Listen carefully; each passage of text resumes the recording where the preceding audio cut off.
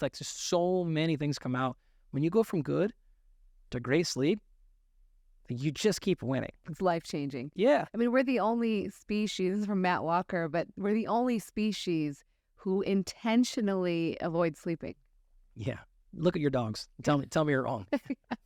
So it's pretty profound. And even in hormone health, like Yeah. that's something we counsel patients on a lot. So if you want to boost your testosterone naturally, get better sleep.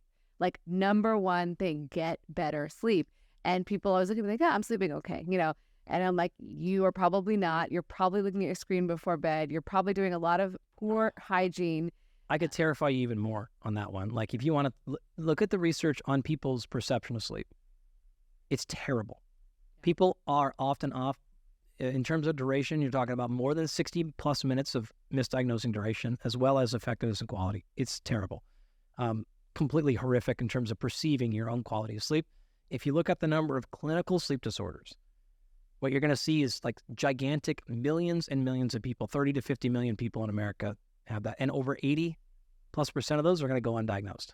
Yeah. No, and the caffeine thing is really problematic, right? As a physician, you drink a lot of, the majority of physicians drink coffee, and I will often tell people do not drink afternoon. Like, I get it. You can't stop drinking coffee. I get it. I relate to that.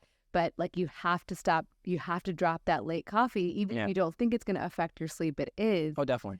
And especially in high-performing people, I'll sleep when I'm dead, or I don't need that much sleep. I mean, I hear that all the time. I only need a few hours. Yeah. Well, then you also only need to be okay. So you can't talk out of both sides here, right? So like you're coming to me complaining about A, B, and C, and then you're also trying to tell me you don't need that much. So then I'm telling you, your system isn't working.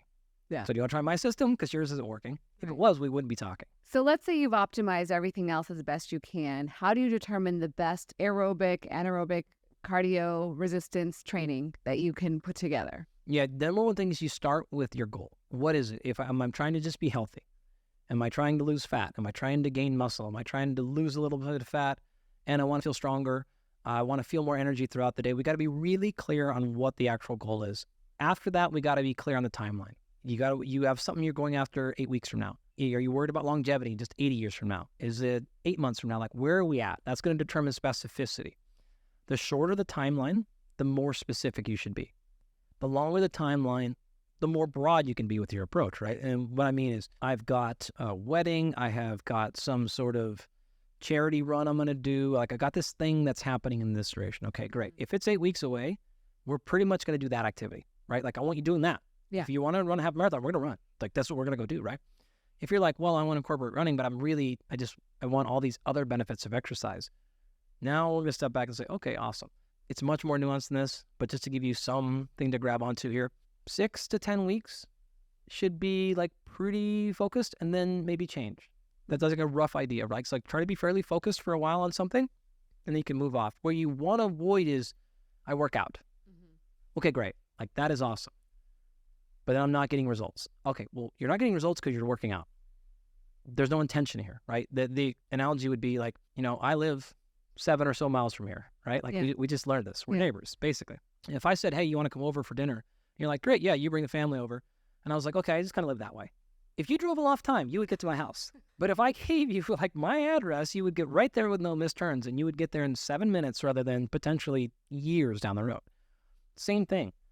Do I know where I'm going specifically? Okay, great. Well, then let's go right there. If not, we're just wandering. Yeah. And you're probably getting closer to my house because I gave you like the direction. And you might be there in 7 minutes. You also might be there in 7 hours, 7 days, 7 years. So we want a little more specificity. I would generally encourage people to be more specific because that's better than being more vague. Globally, I think people spend too much time doing the same thing over and over again. Mm-hmm.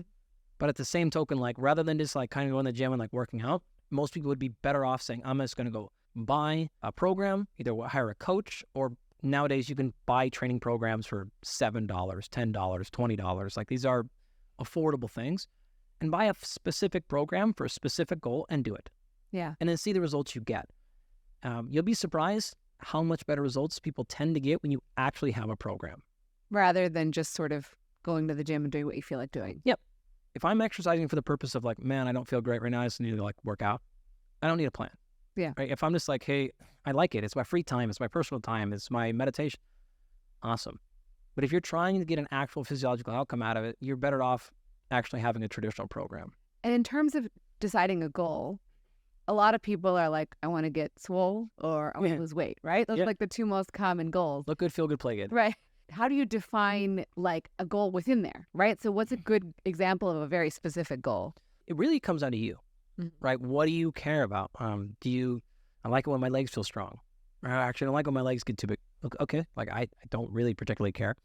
If you want to talk about, well, what are the traits you have to have as a healthy human? It's a little bit different. But in terms of the individual goal, picking something is going to win, and it doesn't honestly particularly matter what that is in the short term. So I would recommend, if you like are sort of affluent about it, you're like, I don't really care, like I can do different things, then I would still just kind of run the gamut. Like pick a strength goal for a while, right? And then pick an endurance thing, and then pick something you're like, oh man, I'm terrible at running. Great, let's pick a running goal. And just making sure we're getting well-rounded inputs into our system. So as the years go on, we don't wake up and go, man, it's been 15 years since I've ran and I'm 40. That's not good. Yeah. Right? Like that. Or I haven't lifted weights. That's not good either. Like, and so we want to have let's do some body weight stuff. Oh, I lift weights all the time. Great. Do you do any endurance? No. Do you have any control of your body? Never done yoga. If you're just the well-rounded person, now like you're not so well-rounded. Yeah. So there's lots of ways. And so maybe we say, we're going to pause or take our lifting down to 2 days a week, and we're going to just go do a Pilates class.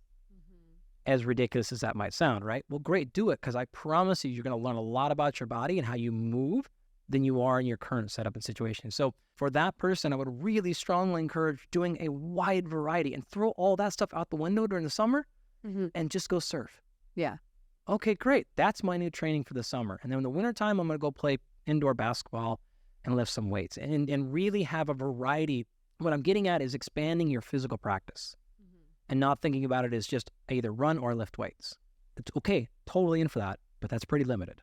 And also it would presumably prevent injury, right? You're not getting overuse injury from running all the time or lifting the same heavy weights and continuing to increase those weights and possibly injuring yourself. 100%.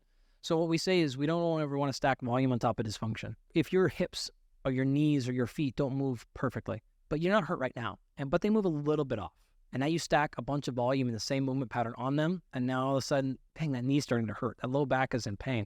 What's going on? I think I have arthritis. Well, you generally have those things because you moved slightly off and you repeated that over time.